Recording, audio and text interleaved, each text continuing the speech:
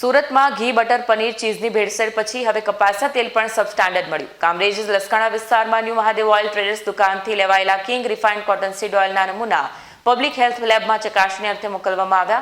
Lab તપાસમાં તેલના નમૂના નિયમ અનુસારના ધોરણ પૂરા કરતા ન હોવા સાથે સબસ્ટાન્ડર્ડ જાહેર થયા છે।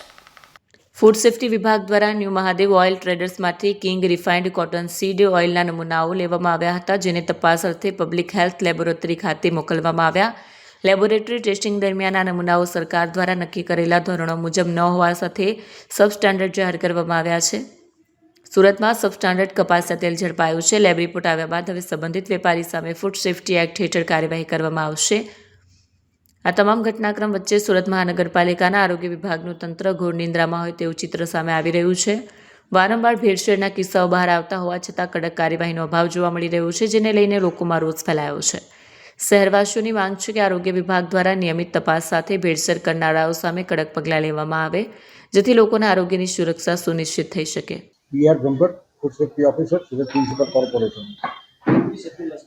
तेल का खाद्य जब्त किया गया है, क्या पूरा मामला? Deputy commissioner Shri health and hospital sir और आरोग्य अधिकारी सर की सीधी सूचना और मार्गदर्शन हेठळ अत्रे इस कचेरी के फूड सेफ्टी ऑफिसर ने प्लॉट नंबर A79 करथिया कॉर्पोरेशन लसका जगह पे आए न्यू महादेव ऑयल ट्रेडर्स संस्था की मुलाकात लिया था।